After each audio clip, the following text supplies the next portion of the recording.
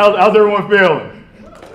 Good, good. I know it's after lunch. I see some people dozing off, but hey, we're going to keep this lively. We're going to keep this excited. So let's rock and roll. Yeah, we hope you guys learned something and get some takeaways from it. I know I even learned stuff in the process. The intro video, I had no idea Larry was that short, so we commented on it afterwards. I joke. All right, so which button is it? Everybody's having this. All right, so battle scars, right? We want to talk a little bit about the last 3 years at Pendo. I was the first salesperson hired there with the job to grow the team, and very quickly I realized that as I started growing my business development side, I had a lot of people who were afraid to pick up the phone, and thus I recruited Mr. Larry Long, who's then built that team out over the last couple years. So we wanted to take the time today and share with you guys some of that journey. We've got basically 4 key takeaways that we want to walk you guys through that have really kind of identified the last 3 years for us. So first one, it's not all fun and games. We did a presentation at Pendo a couple months ago where we talked about this journey as well, and I got done with that presentation, and somebody came up to me and said, "Man, that was awesome. Really learned how you guys grow and what you guys did, but I'm having trouble with pricing and with messaging and with generating pipeline. Like how did you guys not encounter those things?" And I realized at that point I had done everybody a very large disjustice and not talked about the ups and downs of any sales role or growing any sales organization. In my first 2 years there, we changed pricing 6 times. We had no idea what our messaging was. We were trying to sell to everybody, and now we're very focused on that. And I mean, Q2 of last year, we missed our number. I forecasted we were going to hit it up to about the week before. You guys all know what goes on with that one, right? And then we entered into Q3 with not a lot of pipeline. It was a terrible experience. Half my team wanted to go join the marketing team so they could hide. But I'm just kidding. No, but in all reality, that is what happens. And in any sales job, in any sales organizations, there's going to be lots of ups and downs. And it's not a matter of if or when, it's just a matter of they are going to happen and how you respond. And I think one of the things we've learned recently is how fast we can identify those things and how well we respond is really what is going to define us. So my story in terms of it's not all fun and games, for those that know me, I like to have a lot of fun. But along this journey, it's been a journey. There's a lot of highs and a lot of lows. I rewind back to 2 years. I hit my 2-year anniversary coming up in 5 days. But the first assignment that I had was breaking out into geographic territories. Before all of our account executives, it was really the wild, wild west. And Chaz said, "Hey, your first assignment," I started on April 18th, was breaking up the geos. So you've got account executives, and I'm the new kid on the block, and they're like, "Whoa, you're messing with my money." So that was a challenge right there, really trying to figure out how do we make it fair, as well as how do we make sure that we drive revenue and predictable revenue for the business through the geos. The second challenge, and I'm going to cover 3 challenges. The second one, Chaz talked about Q2 where we missed our number. The revenue number, my team actually hit the goal. So it's kind of like the New England Patriots who, Tom Brady, what did he put up, 500 yards? But they lost the game. So it's really making sure that we're aligned that when my team hits the goal, that also the entire sales team hits the goal as well. And we're going through some realignment now to make sure that when we fill the top of the funnel, that it's actually great opportunities that have the best percentage to close. The third one is what we're going through right now. And I don't know, I haven't had much hair in a long time, but the hair that I do have is coming out. And Chaz didn't share this. When he missed the number in Q2, I don't think Todd spoke to you for what, 3 weeks? Yeah, I'm surprised Chaz is speaking to me now because the situation that we're in now, I work with our BDRs, lead generation. We dug into the data, and Suzanne talked about looking at the data. my reps were not adequately processing and working inbound marketing leads. And you're going to look at me like, what in the world? What are they doing? That's the question that I had to ask myself as well. What in the world are we doing? So we've had to go back, really readjust, and make sure that we focus on both outbound or outbound motion, but also inbound. My team name is Fido. I don't know, is there any HR in the room? Good, I'm good. That Fido, it's not the name of my dog. I'm afraid of dogs. My dog is 4.8 pounds, Pomeranian named Shaq. But Fido is the name of our team, and that stands for F it, drive on. Because when you get hit with obstacles, the way that we roll is we find a way around them, find a way over them, find a way under them, and if we have to, find a way right through. So we're going to keep Fido in our way as we progress. The second point, what got you here won't get you there. And we just brought on a new CRO, Chief Revenue Officer, Bill Bench, and the first meeting I had with him, I was just looking at my notes he shared. Hey Larry, we're on a rocket ship. And what happens is if you're not strapped in on that rocket ship, some people might fall off. You might not make the entire trip. That's where we're at right now. So we're going through a lot of adjustments to make sure that we're poised to continue to grow. You'll hear that with the third point, but really the two items that I wanted to touch on, when I first joined, we had 3 lead generation reps, and 99.6% of their activities was email. They emailed ahead to the prospects. They were afraid to pick up that 500-pound phone. And for people who know me, I've worked in organizations where 150 cold calls a day.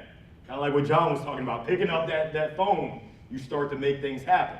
Well, what turned out is that 2 of the reps weren't on board, and that's okay. We ended up finding them a home elsewhere in the organization. One was very coachable and said, hey, I want to make this happen. And she was able to make the adjustment. She's now one of our AEs.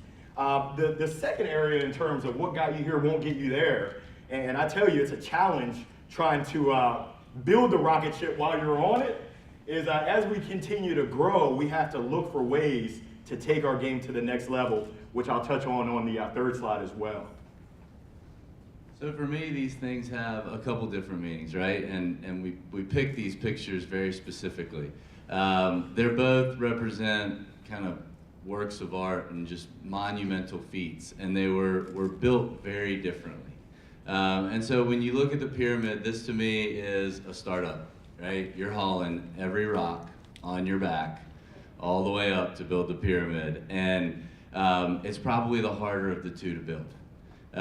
You've got to figure everything out as you go along. You're building the ship literally while you're sailing it. And when you think about this and how it relates to sales organizations, to sales teams, in the early days, everybody's all in on every deal.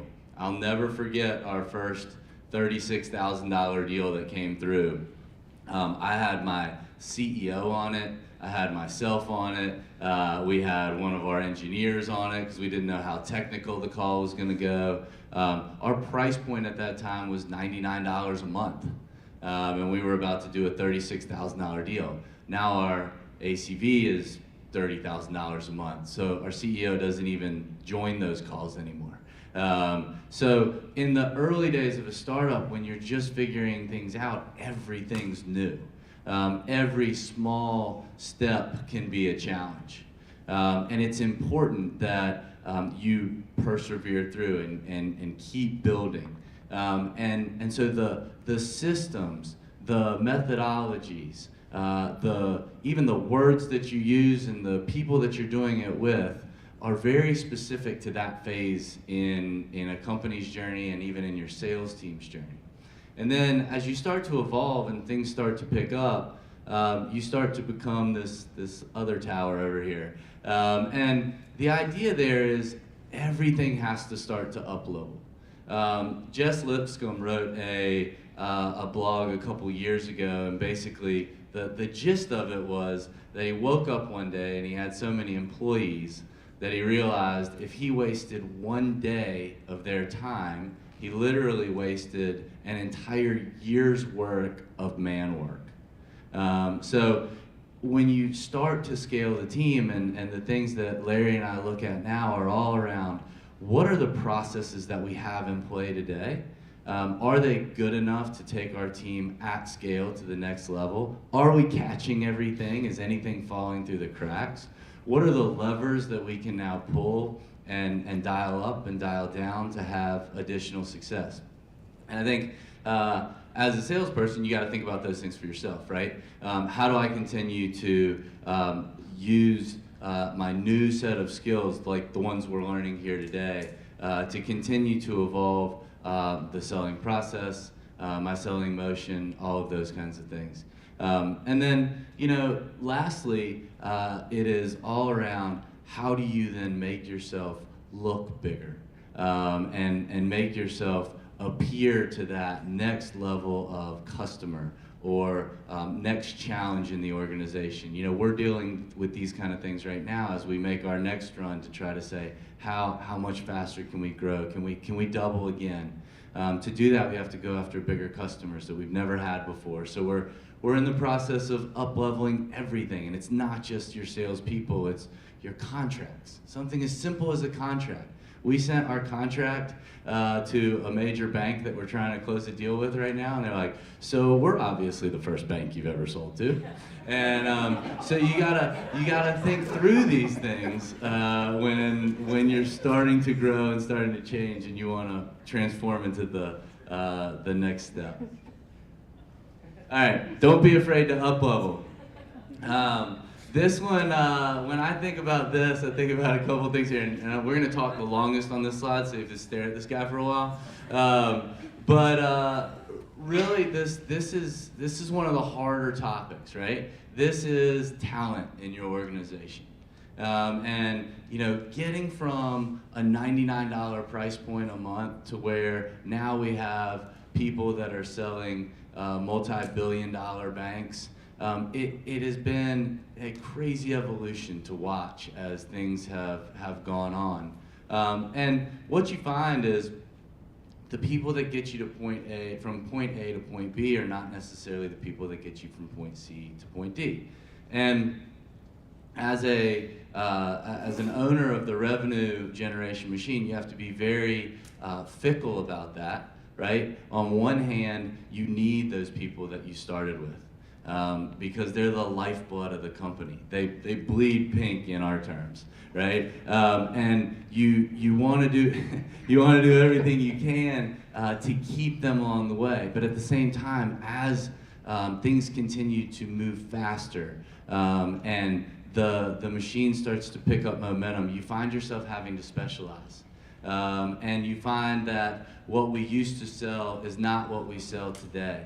And so you find yourself having this ultimate debate of build or grow versus buy, right? So is it an internal promotion and training that I'm doing, or do I actually need to go external and recruit that talent into the organization? And so that's something that you really have to think about along the way. We've done a lot of both. And we'll continue to do a lot of both. One of our investors told us one time that in the world of SaaS, what he's seen is you have about a 6-month lead on any of your competition. And he said, I don't care how big you are, I don't care how much longer you've been there, you have about a 6-month lead. So talent acquisition and talent growth is extremely important in maintaining that lead and keeping that lead. And this is this very intelligent man. He's on the Midas list 7 times, and then he went Ricky Bobby on us and basically said, so to summarize, if you're not first, you're last. But it's true, right? And so when you think about how you continue to progress either your team or your career, you have to constantly think about, do I have the right people on the bus? Or maybe I do have the right people. Are they in the right seat? Do I need to tweak what they're doing today to make them and us super successful tomorrow? I'm going to add to that. That same investor shared with us, I think this was in February, right after the board meeting, that what he sees is fast-growing companies normally don't die from homicide. They normally don't die from competitors or outside forces. They normally die from suicide. You can look right in that mirror that John has up here, and that's where your demise is going to lie, is internally. And we found that there's a lot of landmines that are out there. As I said earlier, we're going through some challenges now on our lead generation side, and we're looking at what got us to where we are today. What do we need to do differently to get us to where we want to go? So we're exploring inbound BDRs. We're exploring BDRs in different segments. We're looking at possibly having lead generation out in the Valley in San Francisco, in Salt Lake City, in Austin, Texas, just because we know that if we want to continue to grow, we can't continue doing things the same way. As you as individual contributors, as you look at yourself as a business, which I strongly encourage you to do, you should be looking to improve and up-level your game each and every day. So it's great that you're here. That's a big step, taking time away. But now my question is, what you gonna do with this information? I've been back there taking notes, and one of my reps, Allie, I'm gonna be calling on her on Monday morning in our team meeting. What are your top 3 to 5 key takeaways that you got from taking a whole day away from the office? And what are you going to do? Not just what you know. There's a saying that knowing isn't doing. So it's great to know, but what are you gonna do to really step your game to that next level?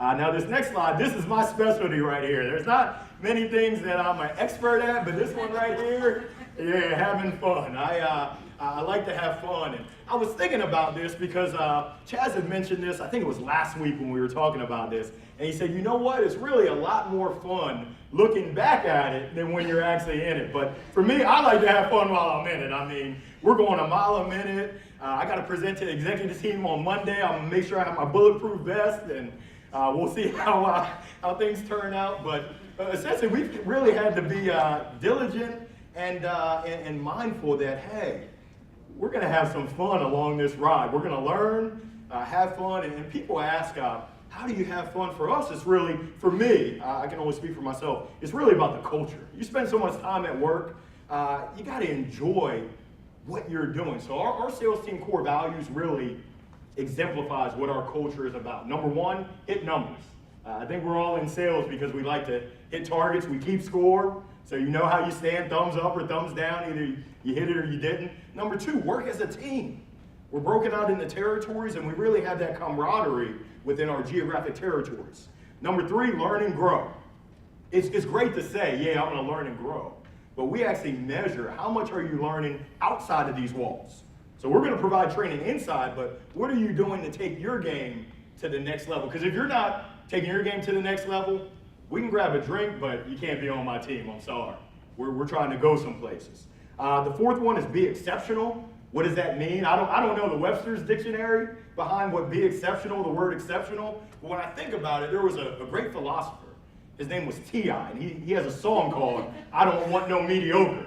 So when I think about exceptional, I think I don't want no mediocre. It's really up-leveling your game.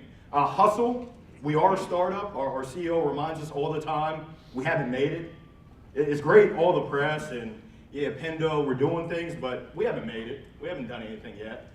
And then the last one is have fun, which if you're doing 1 through 5 well, it's going to be a whole lot of fun. And I can tell you it's been a whole lot of fun along this journey.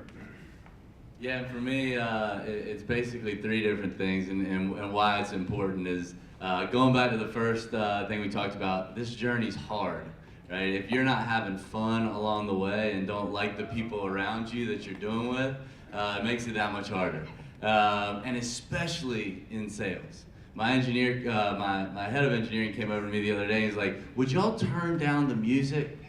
And I said, sure, I'll turn down the music if you're cool with me walking over there and yelling no 90 times to your engineering team all day today. And he was like, okay, I get it, turn the music back on. But you've gotta have fun in this role, right? It is not an easy job, and it's intense. And you know, something to what John said earlier, I always say it differently, people buy from people, right? That's who they buy from, and so you have to be real, and you have to be loose. I don't use a mirror, but I usually walk around. You can tell if I'm selling something, I'm walking around. I have a headset. It cannot be tethered to anything. I've pulled many computers off the table when I forget and I just start walking around. So you've got to be loose. You've got to be able to move, because when you're in that situation and you want to show that human element, it's so important to be real. And then the last thing and the most important thing about having fun, and I'm going to steal this from our VP of the West at Pendo, is get weird. And we say this all the time, right? Like, it's our rally cry before we go into a meeting. We'll be walking up to the door, and he'll put his hand on the door real quick and be like, y'all ready to get weird? And they're like, yeah, all right, let's go. And then we go in, and it's the truth. You've got to take people out of their element, especially in sales. You've got to make it fun, and the grounds for weird these days is screwy, right? Like, things that used to be weird, like having flip-flops in the conference room, is not weird anymore in tech. But getting up and walking across the table and shaking everybody's hand, people are like, whoa, who is this guy? You know? Or a business card. Like, I love taking business cards to a meeting anymore, because, you know, especially in the Valley, they're like, whoa, have you ever heard of LinkedIn? So, you know, like, you've got to get weird in these meetings and have fun doing it. And so, yeah, those are our 4 key takeaways over the last couple years, and we're going to open it up for some questions. Did anybody ever tell you you sound like Matthew? I have been told that Is that a question or a statement? You talk a lot about your teams and getting weird. How much do you take that when you're actually hiring somebody? How much do we look for that? It's a tough one to look for. No, but it's a great question, and I don't know if you guys do this or not, but one of the things that we judge for in our recruiting and interviewing process is culture. And you can check every single box on the list, and if you fall flat on culture, we will not hire you, because that's probably one of the most important things to us during this journey. Now, it's hard to ask questions around getting weird, but you have to try it out. I don't know if you have any feedback on that. You're weird enough. Other questions? When you say culture, like describe your culture, what are you looking for? Yeah, that's rather than just it's a blanket term that a lot of people use. What do you guys think about? Yeah, so you know, we have our cultural values that Larry talked about earlier. But you know, within that, when we're interviewing and we're looking for people on our sales floor, we're generally looking for a couple different things, right? We have a core tenet of we really want to show empathy to our customers, so we want to relate with them. And so when we're looking at, we've got our stated core values, obviously, but we also look for things like, is this person going to be empathetic? And with us, because we sell to product managers who are technology people, we're oftentimes looking for what I call intellectual curiosity. And so do they have that component of where A, they want to know about your business, and B, they want to actually learn about technology.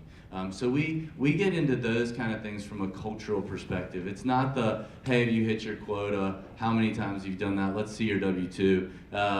You know, we don't. That's not where our primary focus is. It's more of the questions around: is this person going to fit our customer and fit our employees in our group? And as you can probably tell, like, the last thing we try to do is hire everybody that is the same.